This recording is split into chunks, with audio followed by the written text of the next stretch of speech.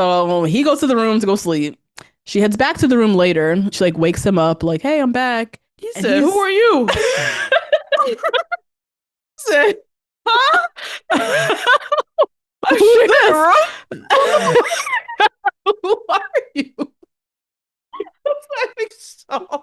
So out of it. He didn't know where he was, who she was, what was she wearing, where'd you come from, what are we talking about, where am I? Like, he was so gone. All right, we're recording. We're recording, everybody. Hello, hello. What up, what up? Welcome to Two Black Girls, One Rose. We're together. We'll uncover what we can learn about modern dating, love, and relationships from popular television. I'm Natasha. And I'm Justine. And we called Edmond, y'all. He's weird. He is. My first thought, how did Edmond pass the psych test? He lied on the psych test. And I'm usually in favor of a man who has emotions, who's not afraid to show his emotions. I'd rather a man who can be emotional than a man who is like stifled, suppressed, clearly imprisoned by like masculinity. Right. Yeah. But imprisoned by masculinity. You know, those guys, Absolutely. they're just like they can't cry, they can't do this. Like it's just so they're in a prison, which is sad, I think. Yeah. Because crying is a human emotion. Like why? Why? Right. Not? But Edmond cried, I think, about 4 times this episode. This one episode 6, just episode 6, which is the honeymoon episode. There should be no tears at all. And many of the tears were like in very attention-seeking ways. There's no reason for them. 1 or 2 of them, there was no tears. It was just like a crying face, lip quivering, and face scrunching up like a little baby who wants attention. And then we'll get into it. The end with him and Calibria and him that coercion crying, the coercion of him not getting no cat and he's gonna cry about it like a little boy. That was, and then you expect me to want you to get on top of me after that? You are out your mind. Out of your mind. Out your mind. You're out of your mind. I'm not dried up like the Sahara Desert right now. There's no way. No. There's no possibility. It's done. Oh, God. I'm done. I will never sleep with you. Absolutely not. After this, no. No.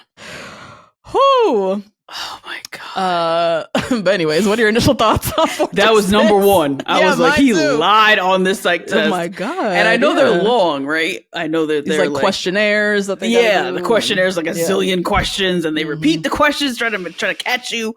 And he somehow passed it. I don't know how many times he had to take it, but he passed it, which is wild. The honeymoon being the breakup phase for at least 3 of these couples is absolutely wild. Especially considering there's no love triangles. Yes. Oh my God. That's true. This is no one like seeing their ex or anything like that. This is a unique bunch. They're just imploding on their own. Woo. Yeah. Dropping like flies. Yeah. So this is interesting. And speaking of masculinity, also, I really quick expected more toxic masculinity from this group of like hikers and bikers and whitewater rafting. And there really isn't that much. Yeah. When I think of Denver, though, Denver men, like the hikers, snowbirds, I think of like crunchy granola. Like not hyper masculine, not machismo masculine. Like that, I think more of like almost kind of like the South, like cowboys. Yeah, right. That type. These guys, they're like, I don't know, drinking matcha, I think. Yeah. Going for hikes. And I don't know, just a little bit more like liberal, crunchy types. Yeah. Yeah, anyways. True. Yeah. And then she's going to be one of my favorite characters, I think, on reality television is Kacie. Kacie and her acting. This was so fabulous. Performance. This Oscar-winning performance. She deserves an award for this. She deserves a role on a daytime television soap opera type of show. Something. This was so crazy how she really put on this show for this man. God. Yeah. Expecting us not to see right through it. Which Kinetic don't play that, so we saw through it. But amazing job, amazing performance. And just like knowing that you're an asshole enough to break up with him and not go to Baja That's always a good decision, I feel like. So shout out to you. She knew herself. Yeah. Yep. Yep. Oh my god. And then my lessons learned is the person who makes you second guess yourself always wrong. Speaking of Mike and trying to make it this competition with Jordan and saying that Jordan has a good personality and all the rest of the stuff. Yeah. We saw it on Love is Blind UK a bunch. Is that person always wrong? Okay. What about you, friend? What are your initial thoughts? So we called Edmond, also called Joe. You called Joe from jump. What did he say? He doesn't normally date large statured physiques. Women or whatever. Whatever derogatory ass phrase used to describe this size 6 Madison out here. Yep. I knew it. I just knew his issue with her was going to be she's like pretty in the face, but she's too big for him, you know? And now we have him drinking himself into oblivion to try to deal with this. It's like, this is just going to be a mess. Yeah. Patrick and Kacie, it's rough watching a man of color be this pained by his racial identity and fighting so much for validation and acceptance and like really wanting to win this overly tanned blonde trophy. Like, it's been painful to watch this. Honestly, yes. And then Kacie, I just feel like she gave him so many signs that she's a shallow ass bitch. Yeah. The signs were there. He decided to pick her anyways. And we see her performance all the way to the end of her pretending that she really loves this man when the minute he walked down, she saw him. She knew, nope, I'm leaving. Yeah. So I can't wait to dissect that whole scene. That whole scene was just wild. And is she gonna show her face again? Oh my god! If I were her, this would be it. This would be it for me. Yeah, but I'm not near her mentality, so I know. It seemed like the way she was saying goodbye, did it like she was never coming back. Like he was never gonna talk to her again. Yep. That was that. So, but I would love to see her show up at the pod squad meetup and I don't know. But it seemed like she was giving him the fantasy. Right? Well, she was serving him the fantasy in the moment because she knows she was gonna ghost him. Oh, Kacie, go, you crazy. She's crazy. She's crazy. She knew this is the last time I'm ever gonna see him again. I'm not giving him my number. He's not gonna find me on Instagram because I'm gonna block him. Like, she knew. That was it. Oh my goodness. My question, which relates to Patrick and Kacie, specifically Patrick, why are self-fulfilling prophecies so satisfying? Why did Patrick choose Kacie? Yeah, I feel like it was a self-fulfilling prophecy somehow, that I'm going to choose this white girl and she's not going to choose me in the end. But something about it feels like comfortable and familiar, and I'm just going to keep going towards it, even though she's giving me all the signs that she's shallow as fuck. Why? Why do we do this? Why do we lean into these prophecies? So yeah, I'm excited to break this down. This was a great group of episodes, y'all. This was fabulous. Great start. Before we get into the recap, we got to talk Rihanna. Rihanna has a new baby. Yeah. And she has a new Fenty body line. Is this new? This is brand new. Like brand new. Days ago. I don't even know if it's in store yet. And I'd like to talk like celebrity beauty lines in general, but this one specifically really ticked me off. So I'd like to rant about it. Okay. Yeah. If you want to listen to our pre-show, if you want to watch us on video, if you want to listen to this episode without ads, if you want to join us for Two Black Girls Watch on Patreon, head to patreon.com/2 Black Girls 1 Rose or Two Black Girls Media, whichever. And check out all of our goodness on Patreon. You can even try a 7-day free trial. And a shout out to the Rose Garden. Okay, so let's dive into the recap.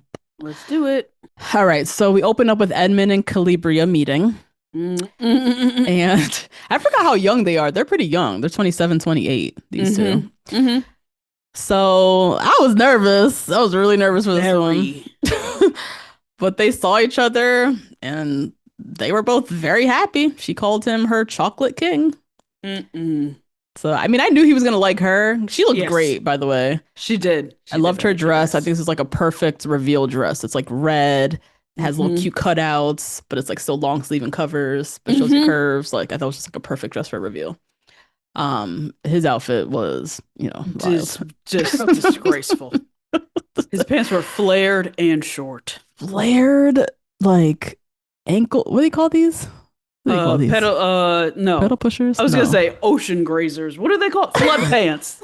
Flood pants. I'm thinking of another term though. Pedal pushers. Pedal pushers. Something else. High waters. Flared bell bottom high waters is what this man had on. And I think he had the pick in his head. He did. A matching one. He did. Oh my God. So yeah, she's happy though. She says her chocolate king. They hug. And then he starts like ugly crying, but like fake ugly crying. I didn't even see any tears. Yeah. I saw his whole face pushed up, but no tears coming down. I don't know what that's about. And then he gave her this little love letter that he wrote. Yeah, that could have been to anyone, but that's fine. And then what pissed me off at the end, she was like, wait, what's your last name? Oh my God.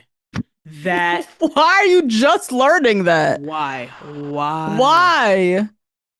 When he proposed to her, did he not say her last name? Usually they say the first, middle, and last name. Yes. Yeah. He said first and middle, at least when they were in person. Right. So I don't know what's wrong with her. Why did she not know? These people talk about, man. I don't know. I don't get it. Anyways, let's get into this boring little Kate, Nick, Annie, Brendan little trifecta. So Kate and Nick, he tells Kate that she's his number one, that he's gonna fight for her, right? That he's gonna go win. This is her person, his person. She shares that her mom passed about a year ago, and that experience made her like question her faith in God. And then they kind of have this moment where they connect over being spiritual, not religious. Right. Which is important. They both connected over being spiritual, not religious. We'll get back to that. Nick then goes in with Annie. Now, Nick and Annie, they both have other connections. She shares with him she's been cheated on a bunch and, she has trust issues, whatever. Then they both talk about how they want to raise their kids Christian. And they want to punish and discipline them? It was very Maddie Purley. Well, that's very Maddie. Yes. I was like, I didn't know about this indoctrination of like spank your kids. Spare the rod. Yeah. Spare the rod, spoil the child, whatever that term is. Oh dear. They brought it back. Brought it way back to that. And they're like, oh yeah, that was so functional and like helpful. What? And then like talking about this openly on the pods on television was just, I mean, I guess that is a conversation you would have with your, I guess that is a conversation you would have. Yeah. But I don't know. That fucking shit was weird. And then they connect over basically both being homophobic. That was also wild homophobic. Wild. Oh my God. So he asks her, how would you feel if your kid was LGBTQ plus? She hesitated. Sure did. And this is usually a question that someone asks when they have like a gay sister or we've seen a really close gay relative, right? So I was assuming that we were on the right side of history. Right. No, he was just asking because he too would be concerned and wanted to make sure she too would also be concerned. And then they both talked about how it would probably be like a phase and the kid would be going through a fad. And kids these days, where'd you get it from? What kind of like yo, they looked wild in that conversation. Insane. But also a match made in heaven. Like also that. But I was like, bitch, you're a hairdresser. Thank you. Girl. You're not surrounded by the queer community everywhere every step and turn. I know. I didn't even think about that. That's you and if you're working next to. I know. Her stylist know now. I know she got one or two dudes up at her salon. Absolutely. And definitely I follow so many lesbian hairdressers too. Like all the great like shortcuts and stuff. Which she doesn't seem to specialize in, really. She seems to specialize in synthetic long extensions. Her extensions look so stupid to me. So thick. It's just so many of them. I don't like her hair at all. Real thick, yeah. But I was like, oh my God. Like, Annie girl. Oh, no. And then he told that weird-ass story that His mom is like, oh, you know how my mom just watches all this rage baiting news. LOL. I'm like, well, that's not funny. What? And how she thought he was gay once because he was like sad one weekend because his girlfriend, alleged high school girlfriend, broke up with him or some shit like that. And his mom came and questioned him, asked if he was gay. I don't know. Because it causes depression, you know, the gay stuff. The gay stuff, you know.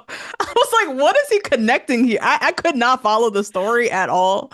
And I'm so confused as to why his mom jumped to him being gay. Gay immediately. I guess if you're depressed, it can't be your fault as a parent, right?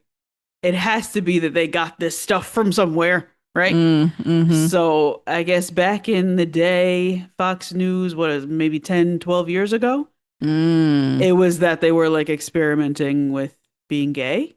Maybe she looked it up. Oh my God. In her Facebook what this group. Lady was Maybe reading. she asked her Facebook group. Oh, her QAnon Facebook group. Right. Yikes. Strange. So strange. And then he says to her, as he said to Kate already, I see myself proposing to you. I'm gonna fight for you. Just literally saying the same shit. Same shit. And she literally said to him, are you saying this to everyone? He's like, no. Yeah. So now Annie goes in with her next connection, Brendan.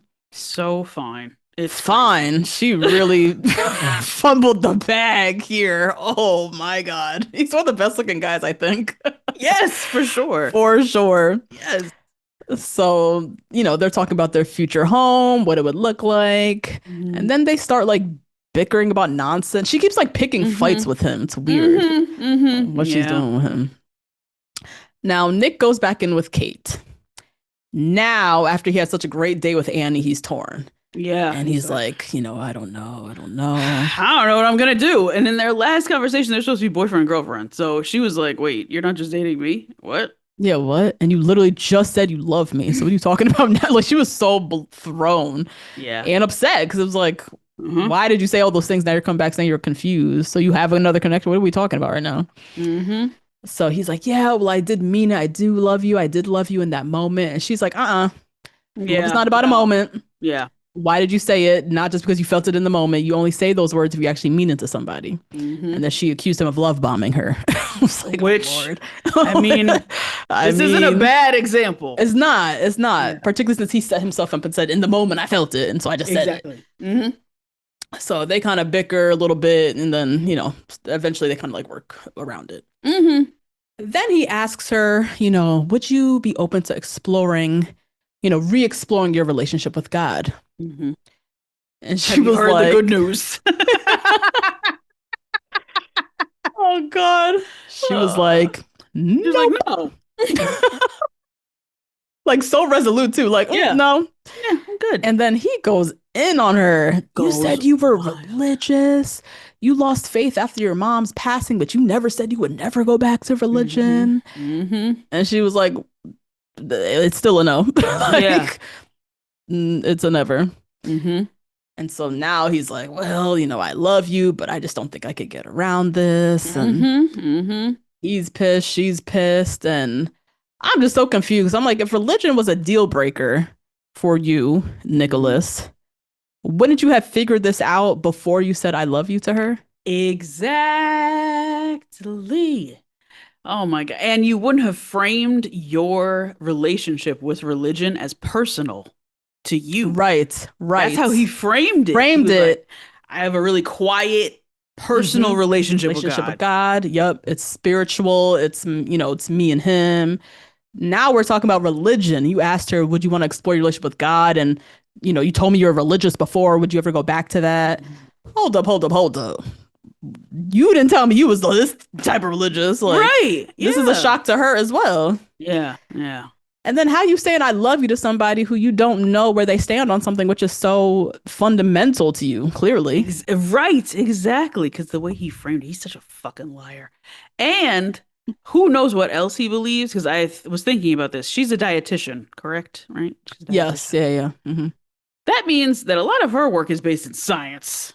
True. I feel like he probably thinks that science is a little fishy. Yeah, but now knowing him now with all of this, he might have a lot of different views than she. So I feel like there's a lot of assuming on both ends with these two. Yeah, for sure. So they're done now. Yep. They broke up. Good for you, Kate. He's the worst. Yeah, he sucks. And he was lying to you, girl. He's saying the same shit to you as he was to Annie. So now he goes back in with Annie. He tells her, I'm choosing you. They say, I love you to each other. Oh my God. And presumably she's made her choice. Yep. So she goes back in with Brendan, and same thing, pick and fights with Brendan. We don't ever talk about anything serious. He was like, all we ever do is talk about the future. Like, right. So what do you mean? And I feel like her issue is he's not saying I love you. And that's all she wants to hear from him. And she made it clear to him that she's not going to say it first. Right. And so he's not saying that. So basically she's like, I'm just going to go with whoever says it. Someone else did. Said it first. Yeah. Yeah. Which is whack, I think. I think so too, but I'm also not homophobic. So true. Yeah. Can't relate. Can't step in Annie's shoes. Nope. So yeah, she basically breaks up with him, and that was like that. But then they go back into the pods because now he's like, I'm gonna fight for her. So he's like, Nick is cool or whatever, but respectfully, it's me. Not at all, actually. He's actually the worst. Everybody hates him in the house. Right. And you will regret it if you pick him. Yeah. Please go with me. Go with me. It's supposed to be me. The life that you want, that you described, yes. I can give that to you. Like, right. And yeah, she basically told him that she's going with Nick because he chose her first. That's essentially what she said. He said the words first. Yep. Which also what I fought her for, because she's been saying to the cameras and saying to us this whole time that Brendan was her number one. That Brendan was actually her number one this whole time. I don't think she's ever said that to Brendan. So she didn't give him the validation that he probably needed to put it all out there and say, I love you. Earlier, right? On. Yeah. He's holding back because he knows she has another connection. So that's probably why he's not saying I love you. But had he known this whole time that he was your number one, he might have said all the things a week ago. Yeah, right. So it's like they're both not validating each other, but really I think it was on her because she had two connections. Right. She owed it to him to give him validation, to get him to where he needed to be to say the things that she needed him to say. Or whatever. So he tries to fight. She turns him down. And I'm just like, girl, wait till you see Brendan. Wait till you see Brendan. And, maybe she wouldn't because he's brown. Maybe. Now I have to make every assumption. I know. Since you homophobic, you get all of it. So maybe she wouldn't like him. Maybe. I don't know. Yeah. But he's conventionally a very handsome man. Way more attractive than Nick. Yeah. Yeah. So yeah, we'll see. So yeah, Annie and Nick go back in. He proposes. She says yes. He goes back into the men's quarters, screaming, I'm getting married. Nobody even gets up. Because Brendan is sitting right there fucking sobbing to them still. And they hate him. And they fucking hate him. I can't stand this guy. And he's like, oh my God, I didn't know you were there. I looked at the table, but I didn't see him. That's such a lie. That is such a lie. Such a lie. I do not see him. How did you not blatantly see him sitting there? 6 seats at the table. How did you die? You skip over him. And coming back in, isn't it the first face you're looking for to make sure that you don't? Right. You know what I mean? You should be looking out for him specifically. That's how you know you're lying. Yep. Ridiculous. Yep. And then fucking Edmond is crying for no reason. He's just again, he is centering self in the moment. Yes, right? He is an attention whore. Oh my God. Yeah. And now he has cameras in his face. Yeah. So now he's trying to make sure that he is on camera every single scene. He's like, yeah, he's doing a lot in the moment. He's always wanting to be on camera. And this is not about you. This is Brendan's moment. Why are you like, man, you're just making me cry. Just looking at you, I just want to cry. I just want to cry. And making this whole thing about you and your tears. This ain't about you. Nah, you didn't get rejected. You literally met your fiance yesterday and everything was Gucci. So what is the... It was so bizarre. Go excuse yourself if you feel so verklempt. Exactly. What? Oh God. Oh my God, he's so weird, guys. He's so weird, man. So fucking weird, this guy. Time for Nick and Annie to meet. She talk about, he lives in the mountains, so I just think he's going to be tall and muscular and sexy. She been reading too many of them white people books, girl. All them white people books, they're all ex-NHL players that live in the mountains. Live in the mountains. And do luxury watch dealing. Girl, I already know who she was picturing. Oh, the brawny paper towel. The brawny man, yes. Out walks Nick. Not that at all. The complete opposite of that, actually.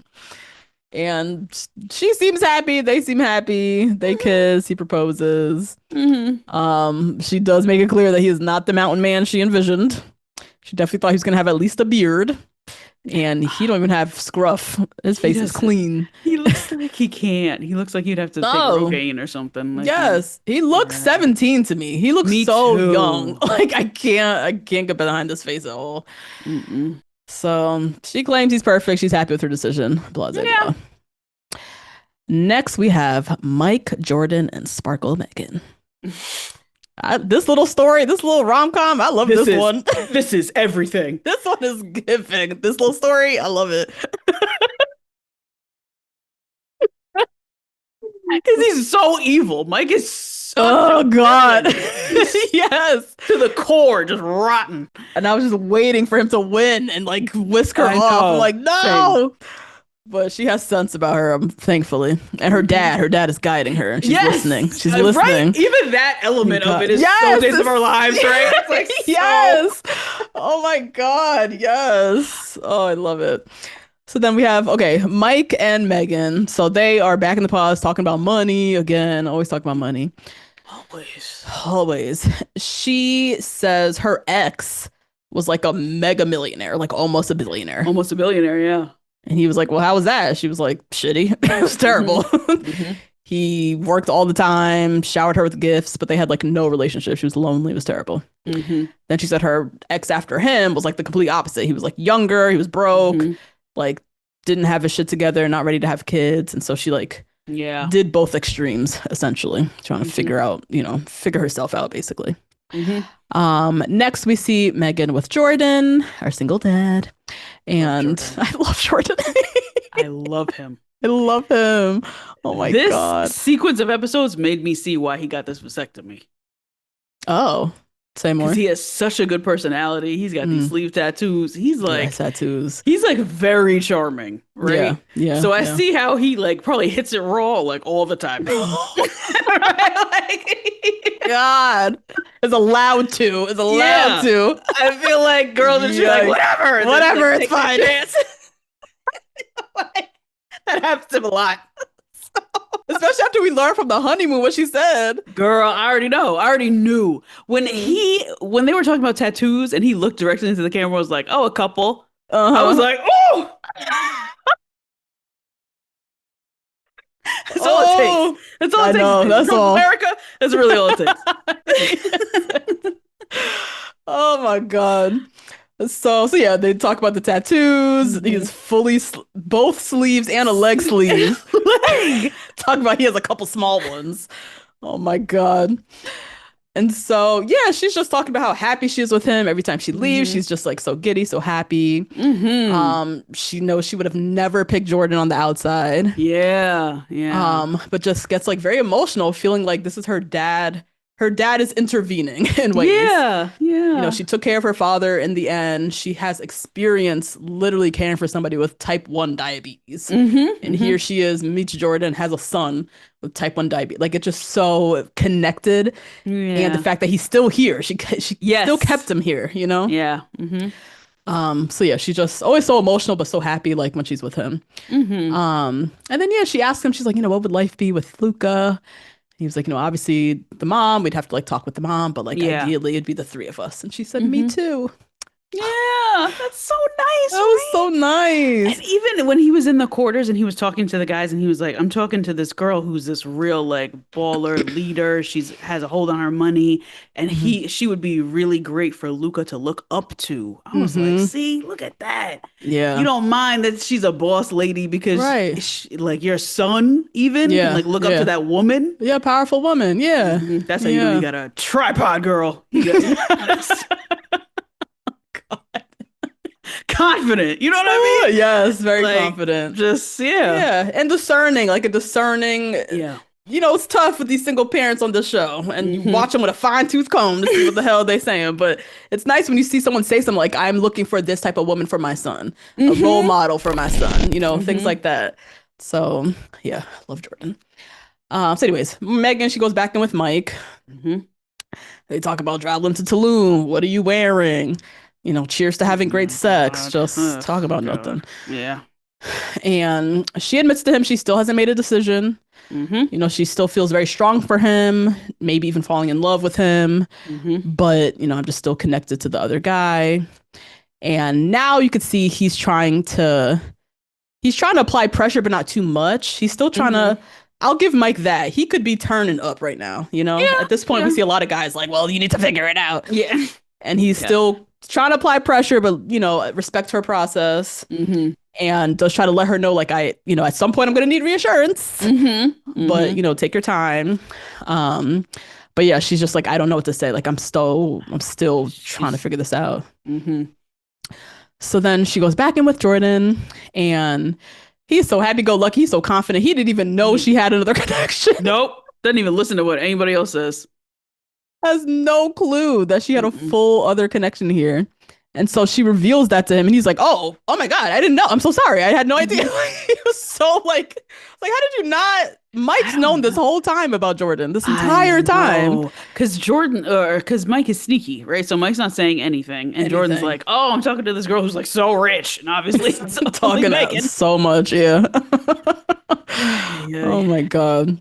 But yeah, he just like, it was just really sweet. He just thanked her for like giving him her all, like, even though he's asking so much from her, like having a kid. And it was just like a nice little moment. Just like, he was so grateful to still be here. Even the fact that she has another connection, it made him even more grateful. Like, oh damn, you still messing with me? Like, and then she like slips out, oh, I love you. And then he says it back.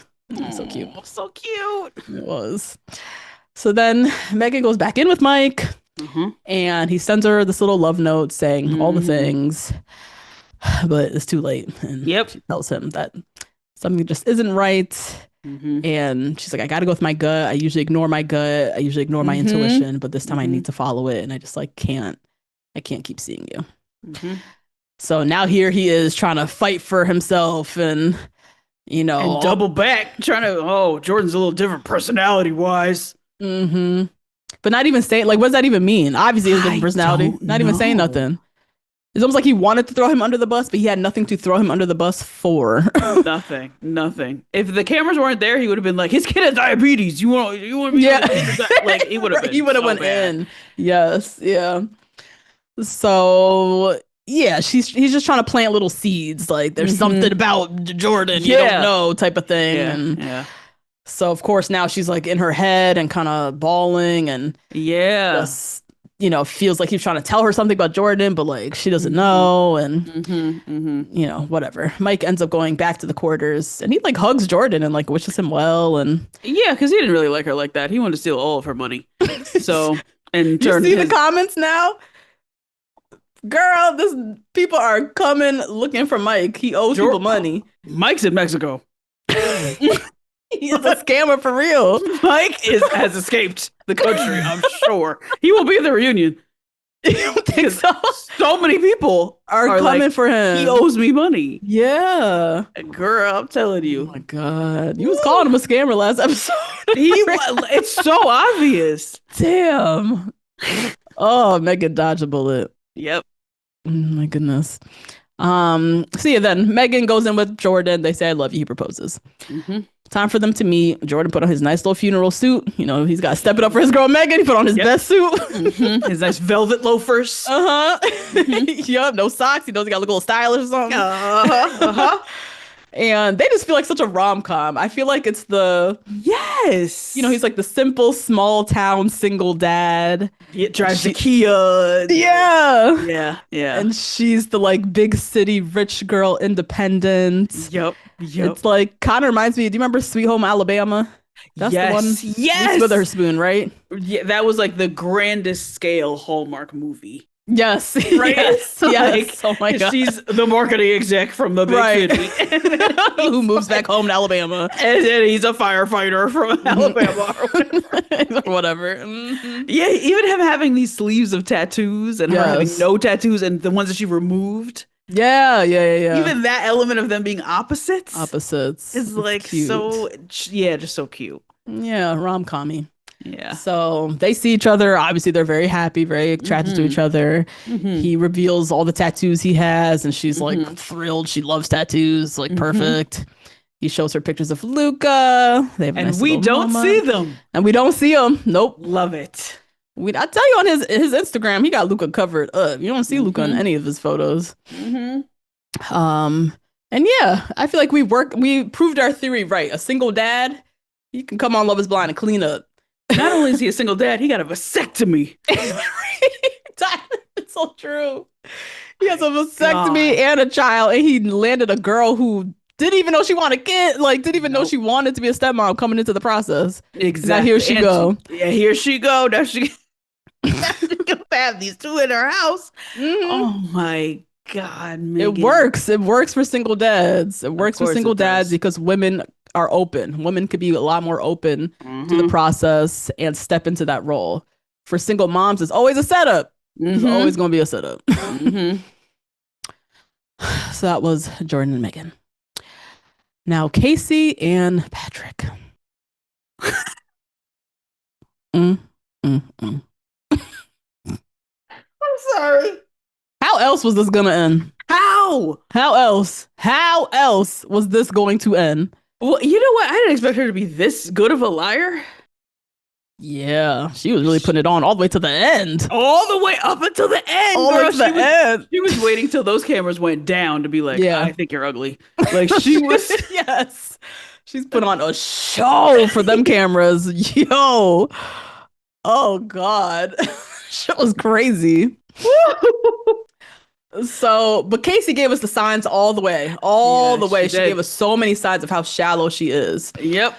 So we even see Kacie has this little conversation with Calibria, and she's talking about how, I just got to get, my ex, when I get out of here, I got to talk to my ex. I got to tell my ex. I got to break things off of my ex or some shit like that. And she's talking about her ex was like, always compliments her. So focused on her looks, told her she's going to be the prettiest girl, Love is Blind. And, her ex just sounds so shallow. And her being with that person, she's just as shallow as him. Exactly. So every time she talks, talking to him, still talking to him, exactly. Yeah. Every time she talked about her shallow ex, she was only revealing about herself. So anyway, so she goes in with Patrick, and he asks her, how did you get on the show, or what was your process? Because he applied, he just like outright applied. Yeah. She said she actually got approached to do another reality show when she was with her ex. I wonder which one. Love Island. Reddit. Too hot to handle. Yeah. What do y'all think? Well, she's 32, so I don't. Okay. I'm trying to think if it was just another kinetic content. Married at First Sight. No. It must have been Married at First Sight Denver, probably. Oh, that's what it was. It might have been filmed around the same time. That's crazy. Her ex told her to go on the show because he knew. Oh my God. He knows more about her than she does, so he's like, "Yeah, go ahead. You're gonna get divorced after." So go ahead. Oh my God. What a weird, toxic little relationship this was. I know. He was right, though. That's what's so crazy. At the very end of this, he was right. He was right. He was. That's crazy. So yeah, she got approached for another show. The ex told her, they were together, and the ex was like, oh yeah, go on the show. It'd be a great opportunity or whatever. And Patrick was like blown away, and he's like, and you stayed with him? You didn't break up with the guy? And she was like, I know. I should have, right? Patrick. The flag is so red. It is bright red. It's waving in your face, Patrick. Please. Yo. So then she said her ex told her the same thing about Love is Blind. Yep. First of all, how much are you talking to your ex? Why does your ex even know that you're going to Love is Blind? Why does he know your every fucking move if that's your ex? That's probably her manager, girl. Her social media manager. Yeah, they all up in the social world. That was so strange to me. I was like, he told you the same thing. He knows that you're going on Love is Blind. Why does he know every move? He's your ex. So you're talking to this dude a lot. Exactly. He's in her life, is what it definitely became clear to Patrick. So he even said, he's like, you know, we've got to figure out these boundaries with this ex. Yeah. And she's like, oh, I'll block him. I'm like, see, this toxic shit. I'm not doing this. Yeah. Also, why are we blocking? Like, why is it that dire? What is his issue? What is this shit between the two of you? You have to block him now. True. Like, I don't want any. It sounds messy. It sounds like mess. Right. And it sounds like you get off about the things that he says, right? Like, you're listening some truth to them. Yeah, you're listening to them. And yeah. So then they talk about seeing each other, and he's like, he describes himself as a baby seal. Not a lie. He's smooth. He's quite smooth. Patrick. Is that what it is? It's just warning her that he doesn't have facial hair? He doesn't have facial hair or leg hair. Or leg hair. Oh, yeah. Okay. I looked at his legs and I was like, oh shit. Interesting. Okay. Yeah. And then she starts talking about she got waxed and she has a landing strip and I just wanted to look good for you. And like, you know, I could take it all off if you want me to. And like was talking so much about her vajayjay. Going in. This was crazy. And then, yeah, they basically start having pod sex through the wall. She starts having pod sex with herself. He wasn't saying nothing bad. Patty's over there like, I didn't have this improv written down. Like, I did not know we were doing this today. It was weird. It was so one-sided. She was just talking, I'll do this, and then I'll kiss you, and then I'll do that. And he's like, yeah, wow. For sure. Yeah, for sure. Oh. It's like bro-y responses. Oh, gross. And but when she was talking like that in the pods and she's like, I was like, this is why your ex knows you're not serious. This is why he told you, go ahead, go on them shows. See you when you get back. Oh my God. He knows her very well. Very well. He really does.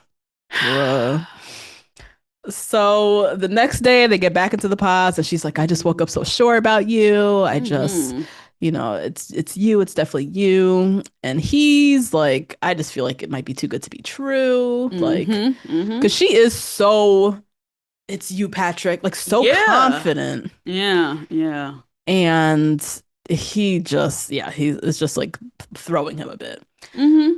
And so yeah, she's crying and emotional, just like it's meant to be us, it has to be us. And then he finally says, I love you, and she says it back. And now he's saying all the things. There's no other girl like you, and I just admire you, and blah blah blah. He proposes, she says yes. And then they start fetishizing their mixed kids. This is always a red Is that flag. what they did? Oh, yeah. I missed that. Like, oh, they're gonna be so athletic. Oh, they're gonna be so smart. Oh, they're gonna be so gorgeous. Oh, oh, blah, blah, blah. Whenever people do that, it's always a red flag for me. It's always scary. Oh God, yeah. Like the breeding convos. The breeding part. Oh, our kid's gonna be so cute. Oh. Oh, that's weird because they don't even know what they look like. They just know their kids are going to be mixed. Exactly. And the idea of like mixed kids being so cute. That's all that they're. Oh, that's so ill. Oh my God. So anyways, time for them to meet. He's terrified going in. Yeah. And she literally says in her confessional, I know how I am. I've been so looks-based for so long. So I don't know. And I've never dated a man who looks like him. So I don't know. I don't know what I'll do. So then they see each other and they're both seemingly very happy. On the outside, she is really putting on a front this entire time. This is a whole performance. They're kissing. She seems so into it. They're giddy. They're giggling. They're like awkward. They're like all over each other. They're kissing a lot. And she's initiating. She's initiating kisses. She's saddling up to him on the couch, like doing a lot. And like he's obviously attracted to her because he dates this girl. He cannot believe that he got the pinnacle of white woman. He is so excited. He's thrilled that this is his girl. Yeah. Which is so bad for him and his self-esteem as an Asian man. Right? Yes. This is so bad. And she's acting like she's into it, very into it. But he's got issues because even in the end, when they're sitting there on the couch like talking, he's still joking like, I don't know, I'm an Asian guy, I didn't know. And it turned out to be that, my brother. It turned out to be exactly that. Oh my God. But his level of insecurity with his identity is so bad, and it's so unattractive. I know, it's so verbal. So verbal. Telling my hairdresser who I was watching this with, I was like, this handsome and like strapping of an Asian man talking like, yeah, bro, yeah, man, in this like frat house voice at the ripe age of like 29, 30 would turn me off so bad because what skin are you in? You know what I mean? Like, I know. It would freak me out. I genuinely think that's how he speaks, though. I don't even think he's putting so on. Too. Yeah. But it's just a sign of like where you're at, you know, like it's just a sign of like who you surround yourself with and stuff. Totally. Right? You know, he's the only Asian. We said this last episode. He's the only Asian guy still in every room that he's in. Yep. Period. He still feels that shit from middle school, and he's the only one in the classroom. He's still living that every single day. And still feeling inferior every single day, feeling like, why can't I be them? I'm just like them. I'm only Asian. Come on, guys. Like, she literally said that last episode. I'm just like them. I'm just Asian. I'm just Asian? No. Just. I know your Thanksgiving is popping. You half Chinese, half Cambodian? Right. God, but he does not hang in them spaces. He don't have nobody looking out for him in this way. So then we head to the hotel. Wait, we get an interview with the producers with Miss Girl, and she's like, my ring is so huge. In her confessional? In her confessional? Girl, she was sitting there with the producers, and the producers were like, you're going to marry him. Like, how do you feel? And she was like, my ring is so nice, which it is. Her ring is huge. Okay. Oh my God, my ring is so nice. I like can't really believe it, guys. And she's just talking about the ring. Just talking about the ring the whole time. I said, oh no.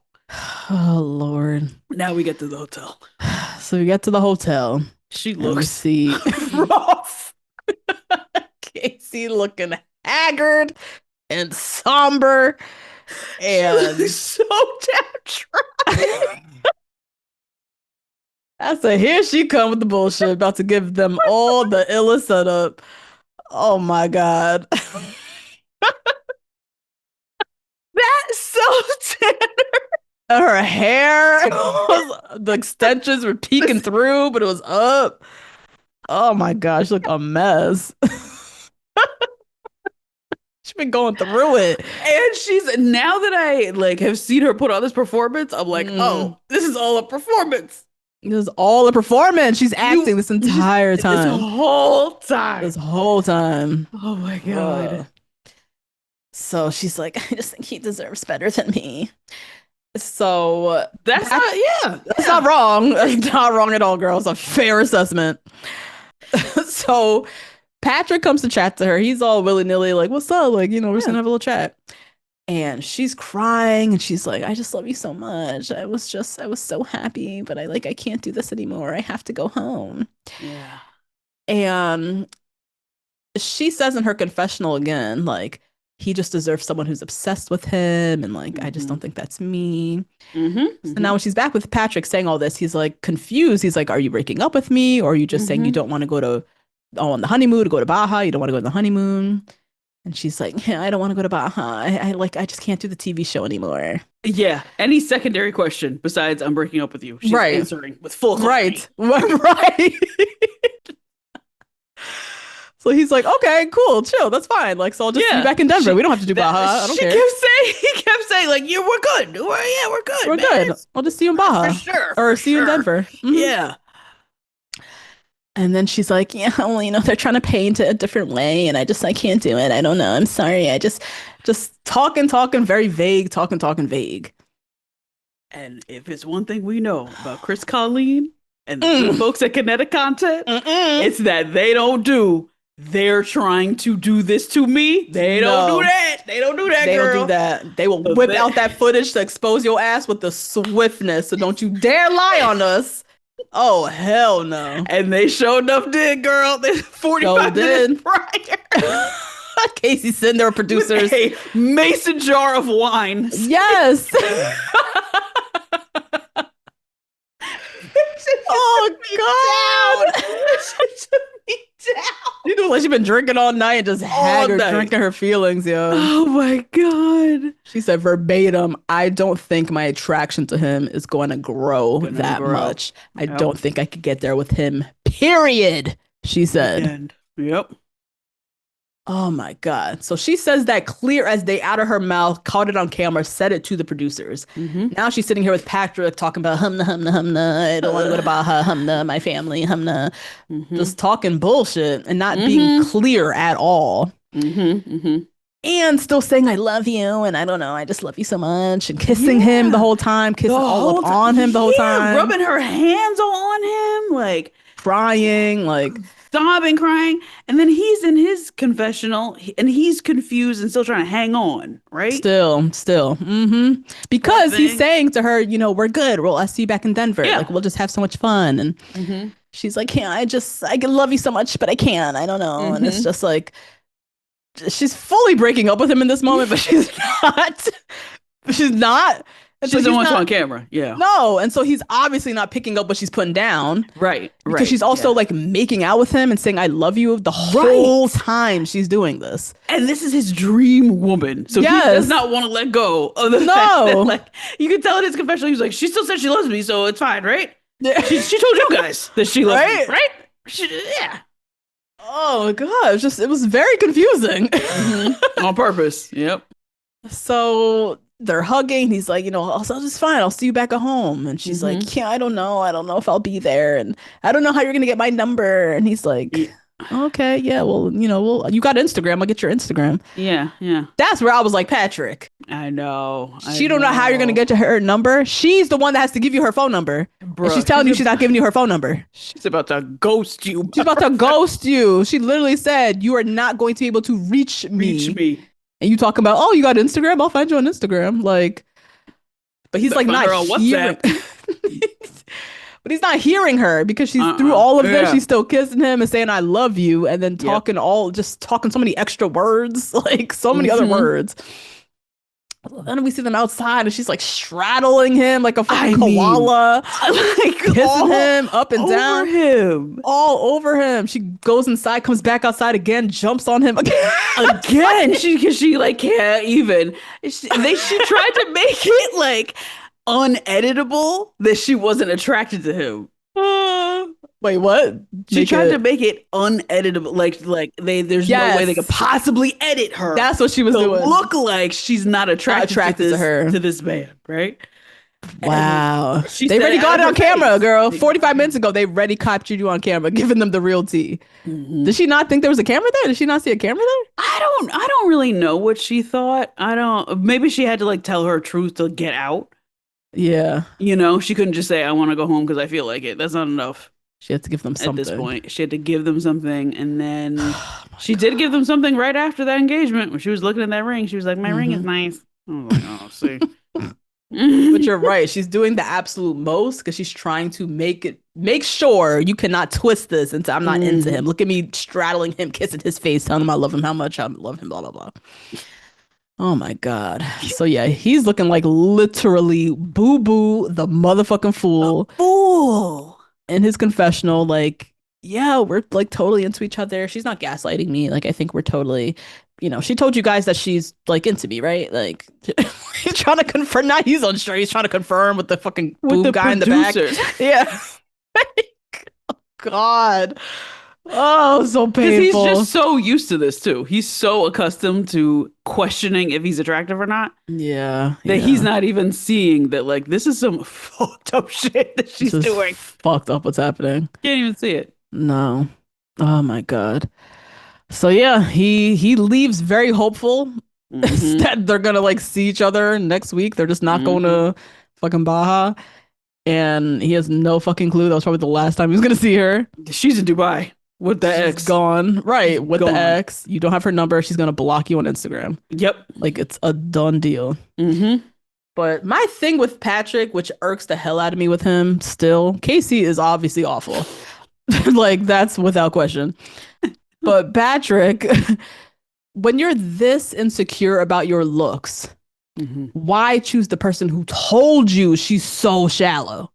She told you. Yeah. I care a lot about looks. My last ex we found on TikTok. Like, I'm such a looks person, whatever. Yeah, she's telling you all this shit. Like, oh yeah, I think you're so hot. Da, da, da. She don't know what you look like.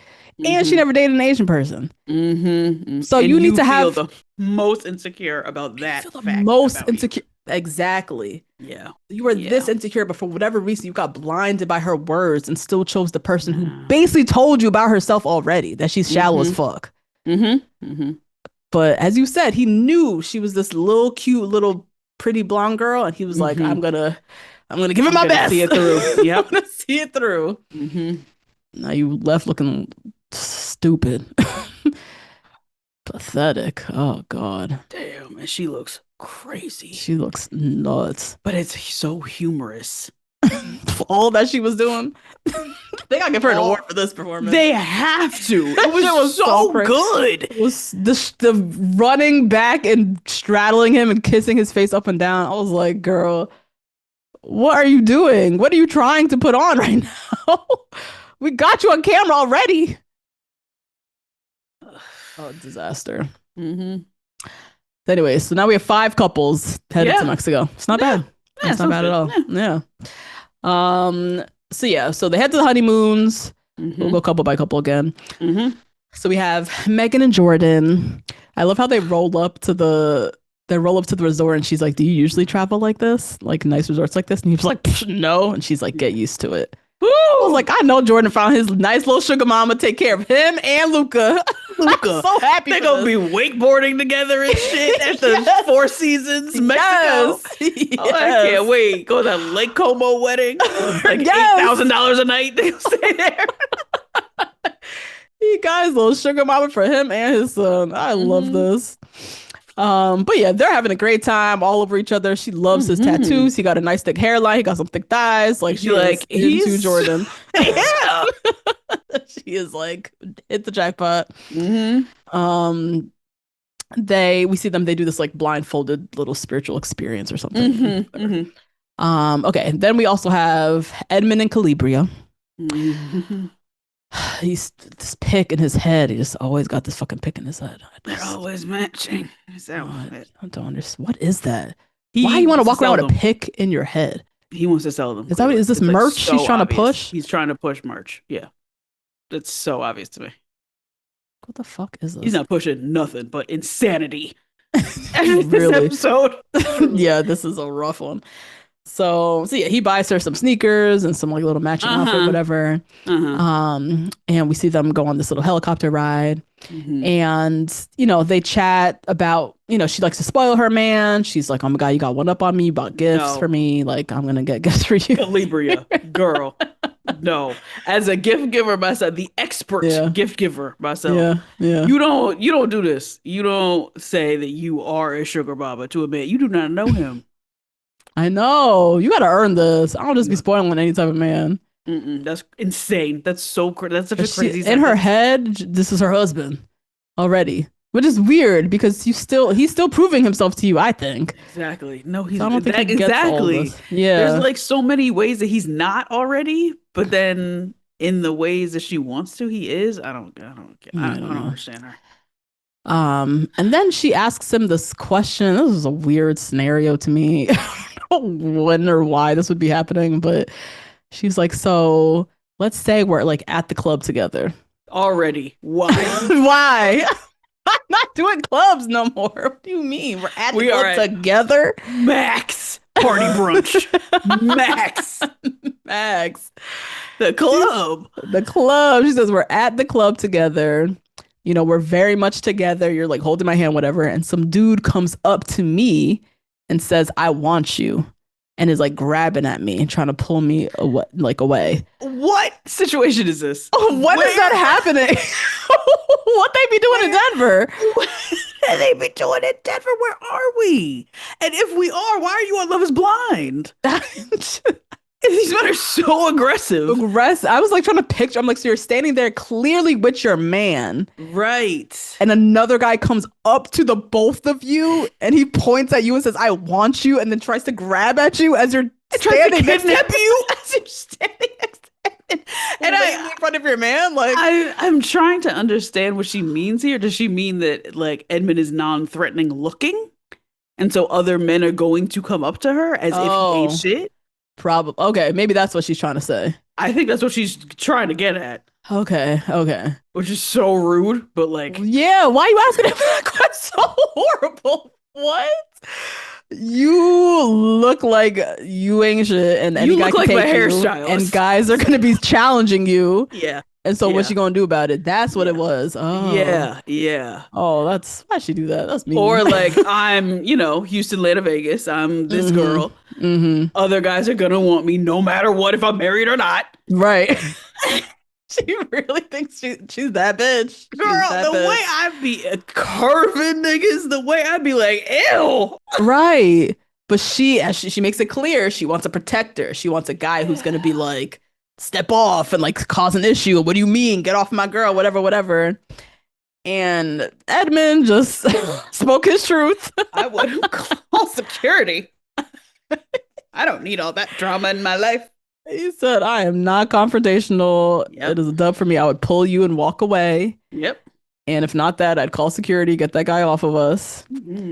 And she's like, so you wouldn't put hands? Like, you wouldn't, what do you mean? Like, I want to protect her. Like, you wouldn't step in? And he's like, no, I am not the one. Like, yeah. And I'm trying to think of this timeline here. I feel like Kamala was just running. Like, we're just about to be in Trump's America. And you want me to step to something at the club and start in fighting Colorado? Please. No, it was so stupid. Like, the answer that she wanted, I was like, are you for real?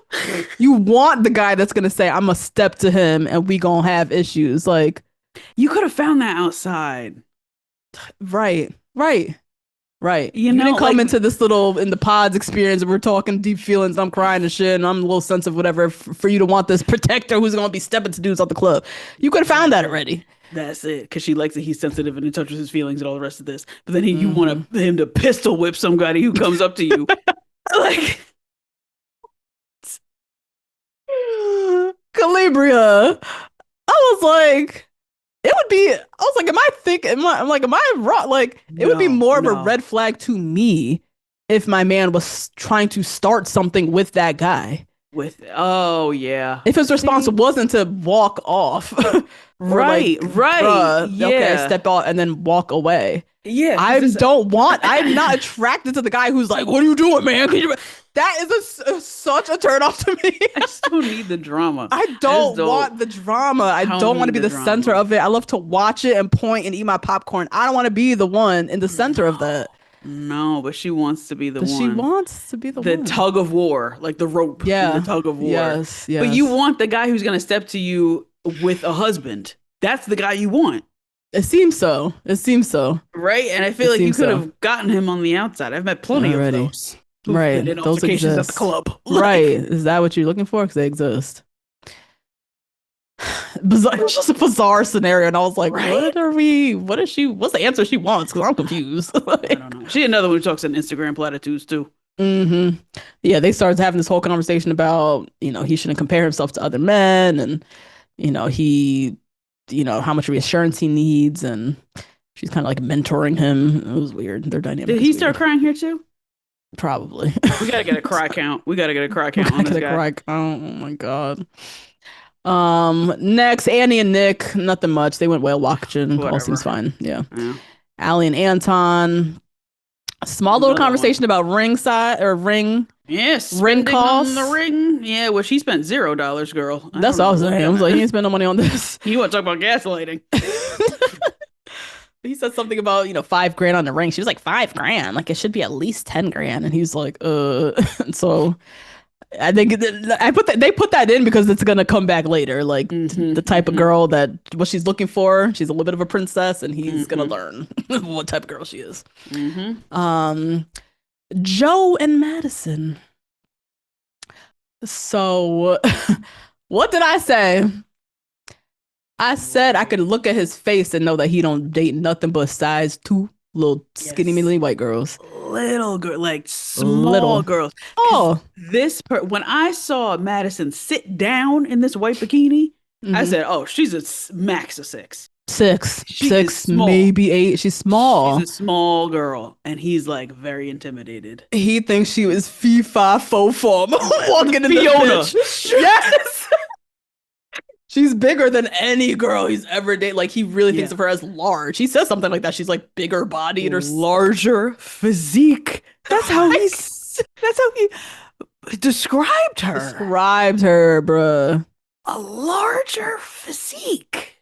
I knew it had to do with her size. I knew it. I knew immediately. This guy does not date this girl. I just can't. So he is in the camera saying that, you know, the physical is growing, you know, there is a lot of attraction, but it's growing. And so she asks him, you know, what did you think of me when you first saw me? I was like, never good. Don't ask these questions. When they give you a weird reveal, just take the weird reveal as face value. Don't ask for, let's dissect and let's analyze what you thought in that moment. Just take it for what it was and just know that he's grown his attraction to you, girl. Like, that's it. God. Did you think I was hot? I was like, oh. So he is trying his best to explain. He's like, you know, I was just trying to like connect the physical and the emotional. And after watching 8 seasons of Love is Blind, you have to know that's translation for I'm not physically attracted to you. Nope.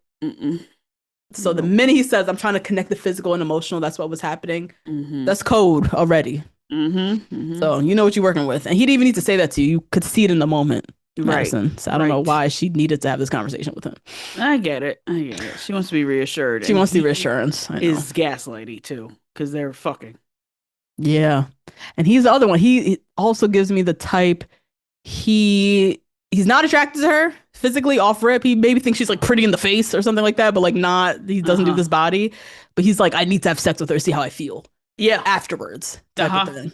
Yep. Lord. So he does admit that at first he was not at peace, and now he's at peace. You know, he's trying, he's growing, it's, you know, whatever, I'm into you, you're hot now. At peace is so crazy. He was in turmoil, girl, is what he said. When he first saw you, he was in turmoil, and now he's at peace. Oh, this is the worst. Oh my God. That's terrible. Oh, man. So, yeah, he's trying, though. They're kissing, they're making out at the pool. Like, you know, he's trying. The next day we see them go on like a little sailboat, and she says, I just feel like I'm always saying I love you first. And she's like, I just have a insecurity with not feeling enough. Like, I feel like I was never enough. And she admitted that yesterday with all this foolishness he's talking about, she felt like down about their, you know, relationship. But it sounds like they're having sex. The sex is good. He says, you know, she wasn't his usual type, but he does love her. He finds her sexy. He's into her. Like, he's trying to give her those reassurances. That's what he's saying. That's what he's saying. Chris and Paige. Chris used to do this too. He used to be putting Paige through the mattress. Chris did the exact thing. And called her ugly in the confessionals. Like, basically, yeah. But was having sex with her every single night. Yeah. Oh my God. I don't know how. Well, I do know how they do this. It's like a secret thing, right? Like, you want to be seen with a thin woman. Yes. Right? Yes. That's like who you've always pictured yourself with. Right. But them titties is talking. Them titties is talking. And them shits is jiggling. And the sex is good regardless. So she not being it's probably even better because she got some body, something to hang on to. Probably. Yep. But it's in public. It's the perception. This is not what I usually go for. I don't know, you know? What if we have kids and she gets fat? Like, it's dumb shit. Yeah. Time for everybody to meet. They have a little pool party, a little pod meetup. We haven't had a good one like this in a while. I really enjoyed myself with this one. Yes. So the girls all catch up. We learn that everybody's fucking. Everybody's been having sex. Everybody except Edmond and Calibria. Except Edmond Calibria. And she says she's waiting till the wedding. She's waiting to get to the wedding. So that's where she's at. Megan says she's had the best sex of her life with Jordan. Her life. Doesn't surprise me. Not at all. Nope. I love this exchange too. That she's like so rich and he just has her hanging from the ceiling fan. This is fabulous. With a kid. Brought a kid into her life. She's like, fuck you, who cares? Oh, who cares? See why I got this vasectomy? Girl! Oof. And then Madison and Annie, they're having sex. They're both saying it's amazing as well. Then the boys are catching up. Edmond's like, I gotta hit it before the marriage. What does she mean we're not having sex? Posturing. It's posturing. Yes, peacocking, right? Peacocking with the guys. Other men, because he's so self-conscious. Very tuned into other men and how he measures up and compares to them, which we see later on in the episode. But in this moment, he's like, I gotta hit it. What you mean I can't have... I was like, better sit down and shut up. Like, and Alton was like, so that's weird. Yeah. Like, you're a weirdo. Talking like this. I've waited months for girls that like yeah. We only have to wait 4 weeks and that'll be your wife. Yeah. You can fuck her all the time.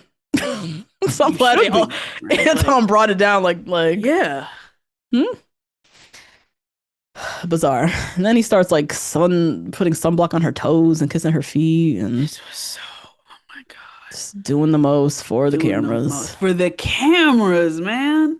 Foot stuff is not gonna sell these Afro pics. He's just not focused. It's not gonna sell these houses. It's not gonna sell these throw pics. It's not gonna sell these Hawaiian shirts. It's not gonna sell these flared bell-bottom high-rise pants. It's not gonna do none of this. It's just a lie. He just likes the attention. I think it's just the attention. Yeah. Edmond tells Annie, that shit with Brendan was so crazy. Like, I was crying. Like, again, making the moment, the Brendan Annie thing. He just wants to be the center of this. That's all this is. Exactly. And now this makes his bio look even crazier because he's saying that it's something that his partner would get annoyed at, not an actual flaw. Where he's trying to pull the attention of the entire room. Right. It's like something that other people get annoyed at him. And you could see Calibria like, may want to rephrase that. Yeah. He's saying to Annie, like, that shit was just so crazy what you did to Brendan. Yeah. Calibria's like, chill out. It's not even about you. Like, then we see Madison. At one point, she tries to like check in with Joe, kind of saddle up to Joe. They kiss a little bit. And then he starts like joking with Jordan and like broing out with Jordan. She gets annoyed and like walks off. We see later, Madison and Anton are talking and she tries to bring Joe into the conversation. And he's like drunk and like being weird. Really drunk. Yeah. He was drunk. And so Madison and Joe like go off and talk. And she's like, I'm just confused by your energy. That's how you know these people don't know each other. He's drunk. She doesn't even know. She doesn't really know yet because she doesn't know him drunk. But we could see this dude's like fucking lit. So she's like, I'm just confused by your energy. Like, I'm trying to have fun with you. I'm trying to bring you into conversations. You keep talking over me, or you're like leaving me. Like, I want to have fun with you. You're having fun with everybody else. Like, what's going on? And he's like, I just want to head back to the room. Like, I'm going to go take a nap. And, you can come if you want, but you don't have to come. It's up to you. If you want to, you can come. Like, so fucking weird. Yeah. Oh my God. So, yeah, he drank himself into oblivion so he didn't have to deal with her at this fucking mixer and then left to go sleep it off. Like, oh, Lord. So he goes to the room to go sleep, which is probably for the best because he's drunk. Like, he needs to go sleep. She stays at the party. She heads back to the room later and he's asleep and she like wakes him up like, hey, I'm back. He said, who are you? He said, huh? Who's this? Who are you? Yo, this whole episode took me back. So out of it. He didn't know where he was, who she was, what was she wearing, where'd you come from, what are we talking about, where am I? Like, he was so gone. Like, I was like, bro, he blacked out, and it was. I think it was a blackout. The sun was shining. That UV index was 9. Okay, that sun was out, and he was blacked out by 5 p.m. Drunk at the pool. How did you? Out. He got an issue. He got an issue for real with drinking. Because why are you this wasted at this party like this? Right. Or he's really in turmoil about her and he was fucking drinking his sorrows away. Either one. Either way, it's not good. So he's just being incoherent, like totally confusing. He's asking her questions. Why are you so dressed up? Where'd you come from? Who are you? Saying the same questions like over and over. And she's like, Joe, like what are you talking about? Do you want some water? Drink some water. Like you're so drunk. He's like, I'm not drunk. I'm not drunk at all. What do you mean? Like, and she's like trying to help him, but his behavior is just erratic, confusing. And then they start getting into it. She's crying. He comes up to like brush his teeth, and then he's like laughing. And he's talking to the producers. He was like, "Who's this bitch in here?" He was like talking to them. This lady. I so badly. I didn't want her to speak up yet, but she was like, "Are you talking to me, Joe?" I wanted her to hide in the shower. Yes, so I wanted her to let him talk. Yeah, let him talk. What is he about to say when he doesn't think you're there? Oh my god. So he just puts it as, I was asleep. I was just waking up, and I was just like out of it. And it's her fault now. Like now it's her fault. Exactly. You woke me up too abruptly. Oh my god. I understand being woken up and kind of like. But you were like so out of it for way too long. It was like 10 minutes of me answering your fucking questions. Like, what is up with you? And apparently he asked the same questions over and over and over again. So there's some kind of like anxiety or something like overtaking you. Yeah. Yeah. Girl, I have a would you rather.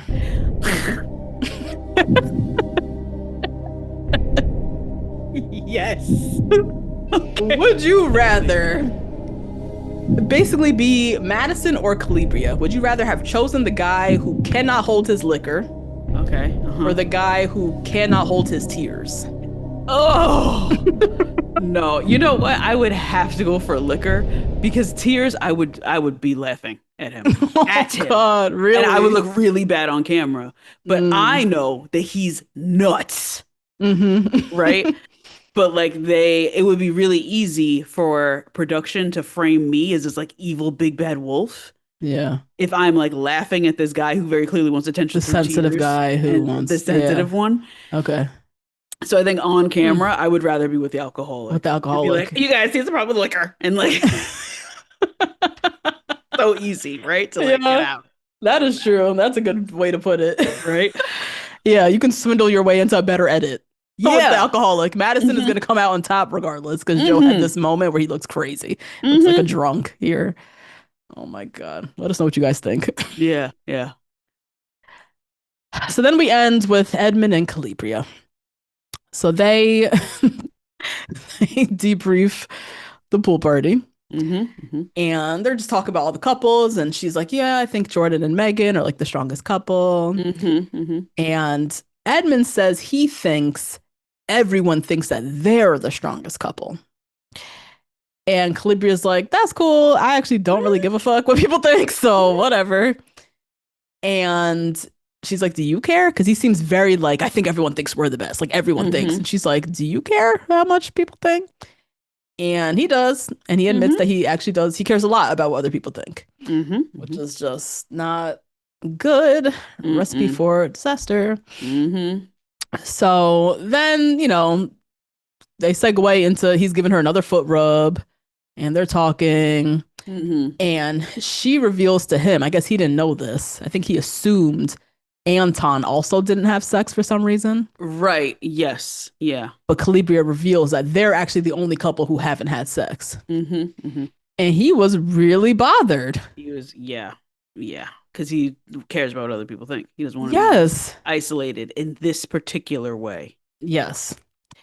So she explains to him, like, I mean, I'm only asking you to wait for 4 weeks. I've had other guys, I've made other guys wait for months. Like, and she also says, like, I asked the guys, do I care about to wait?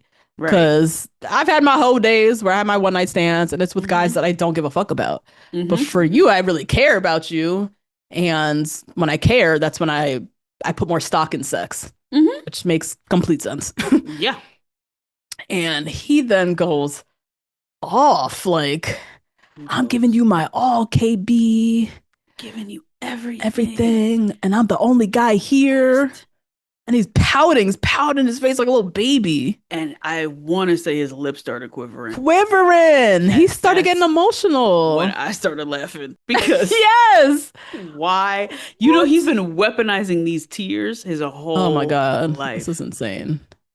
This is crazy. He's cried so much in this one episode. At least 4 times, I want to say. In this one episode. Yeah. On his honeymoon, he's like, crying. Why? And when she should be the one crying, she woke up and you had a turban around your head, of afro pick in your head, half a robe on, and rollerblades. I would start crying.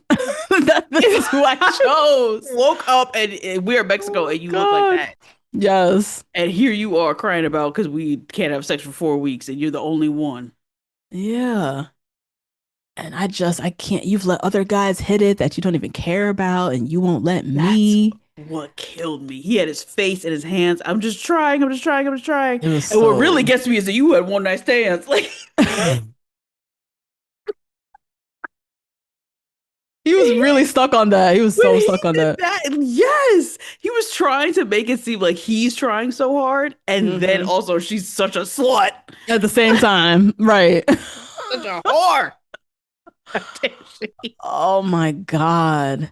Ooh. But yeah, was crying and like starting to have another like emotional breakdown. Another one. Then he just goes off on this tirade. I'm just so fucking nice. I'm too fucking nice. I'm always the nice guy. I'm just too fucking nice. And there's like boo-hoo crying in his hands and brings up again her having the one night stands and just crying. And how could this be me? I'm the only one. I'm the only one here that hasn't hit it. That's not fair. Like that's not fair. He was crying like a little boy. Like a little bitch. Over her not allowing you to enter her body. Like, do you know what you're asking right now? Yeah. You look insane. We're on the tightrope of coercion. Yes, you're pissed off that she's not allowing you access to her body. That she set boundaries.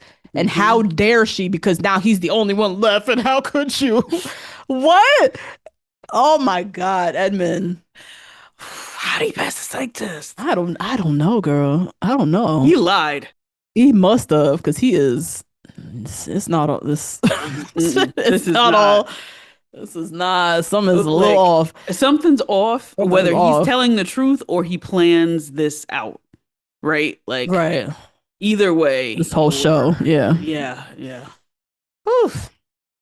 That was episodes 4, 5, and 6. Girl, that was everything. This is a great start. So we get a preview for the season, what's to come. We see all the couples on the honeymoon, lovey-dovey.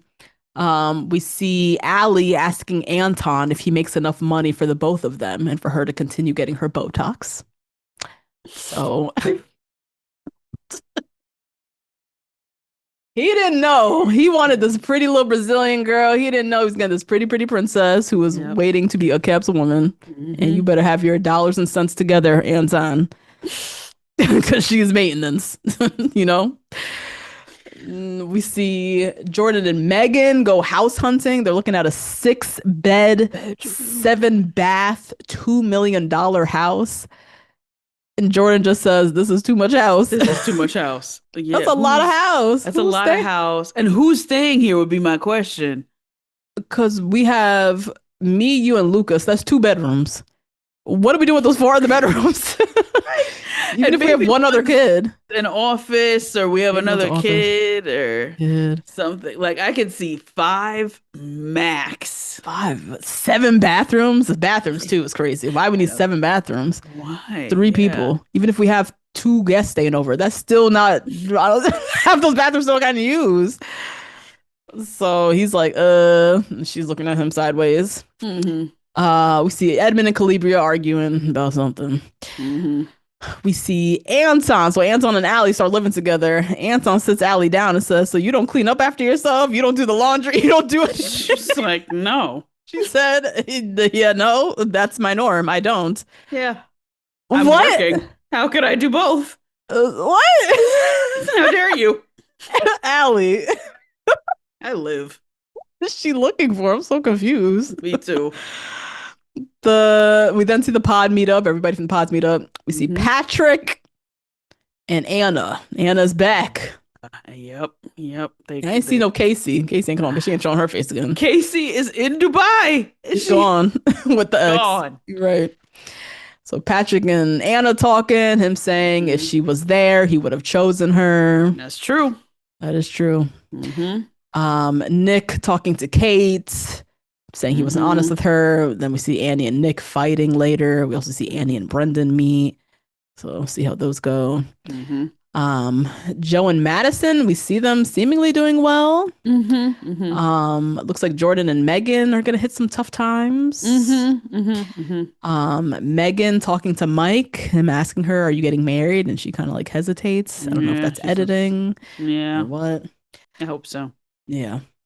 And then we see the weddings, and we see Joe in his truck, while Madison is seemingly in her wedding dress, headed to the altar. Oh my God, he wouldn't embarrass her that bad. He needs content for that podcast that bad. Oh my God, he really drove this all the way out to the wedding day. To the end, and then doesn't even go to the altar. Oh, everyone's saying, "Where's Joe? Where's Joe?" He's outside in his truck. In his Uniqlo t-shirt. Lord, Justine, what did we learn this episode? Shit. What's your question again? Oh my God. So my question was, is the person who makes you second guess yourself always wrong in the pods? Talking about Mike, talking about I was gonna call him Desmond. Oh my Lord. What was his name from Love's Mine UK?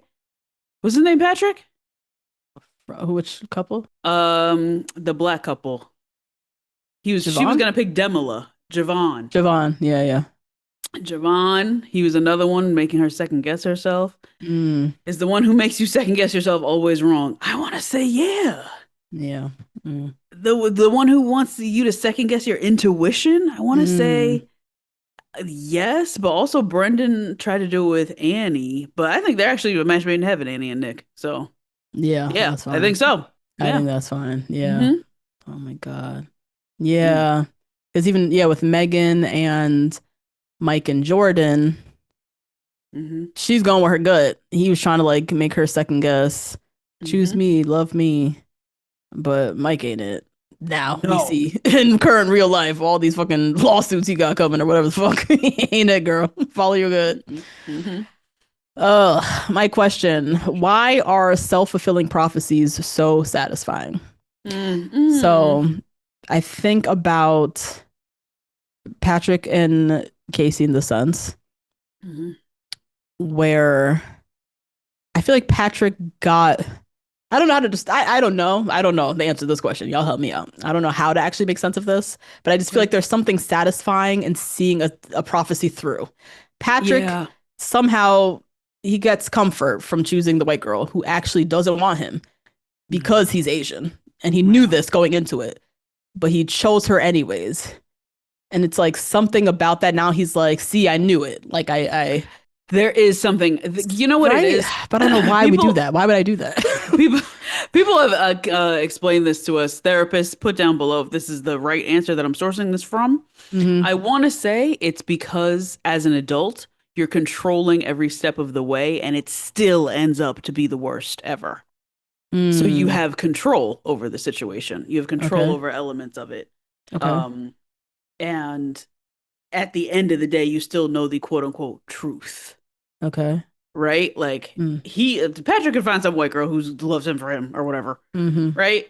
But he picking this girl who ends up not being attracted to him. And he had like such a hand in it.